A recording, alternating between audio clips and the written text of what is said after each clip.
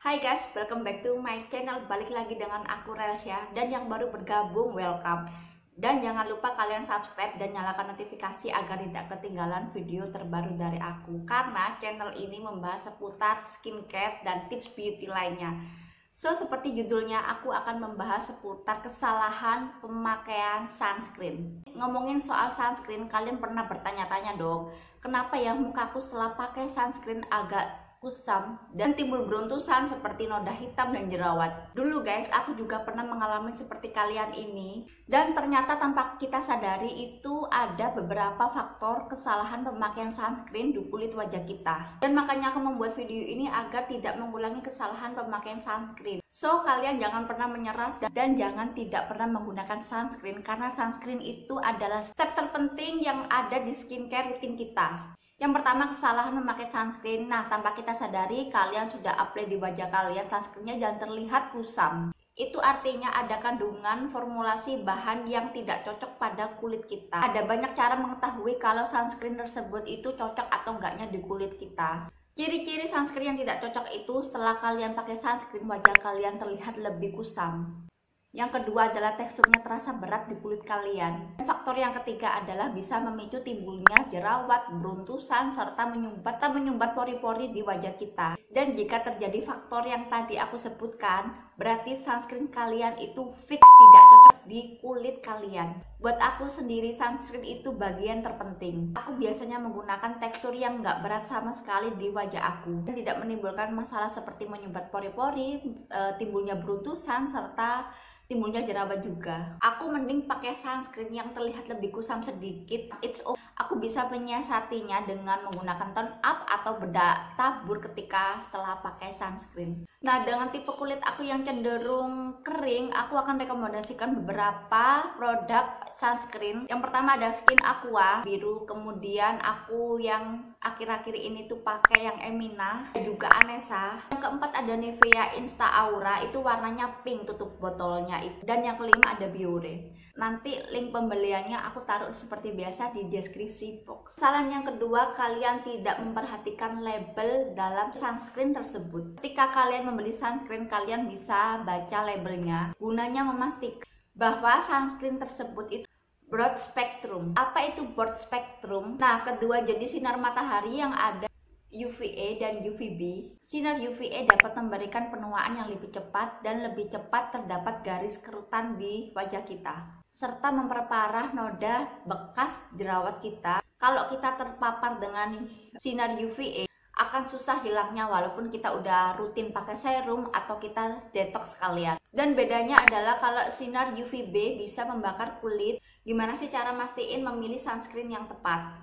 Kalian bisa melihat kandungan SPF-nya dan PA. Minimal SPF orang Indonesia, karena kulit warna orang Indonesia sawo mata atau gelap itu kalian bisa pakai minimal SPF 15. Atau kulit kalian yang cenderung lebih terang, terus kalian kalau pakai sunscreen itu muka kalian itu merah gitu, kalian bisa start pakai SPF yang 30. Biasanya kan kalian lihat kan ada SPF terus ada PA. Nah, PA-nya itu kan ada yang plus. Semakin banyak plus-plusnya itu semakin bagus guys.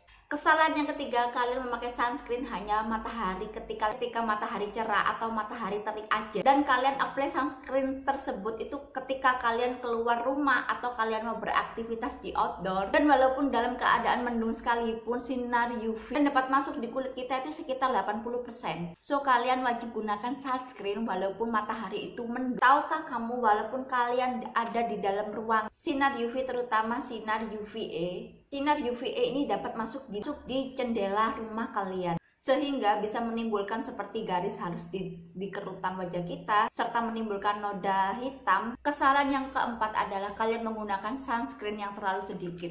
Dan kalau kalian pemula, kalian wajib tonton video aku ini.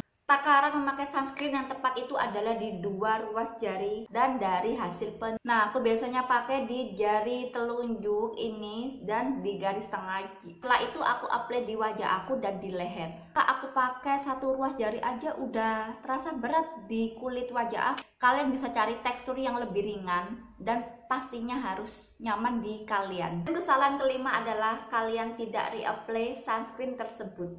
Perlu kalian tahu, kekuatan sunscreen itu akan melemah seiring jalannya waktu. Rata-rata sunscreen tersebut itu memproteksikan 2-3 jam. Untuk kalian yang nggak pakai make up, kalian bisa reapply lagi 2-3 jam pakai sunscreennya. Untuk kalian yang udah make up, kalian bisa pakai sunscreen yang spray. Aku akan rekomendasikan sunscreen yang spray, nanti linknya aku taruh di bawah seperti biasa.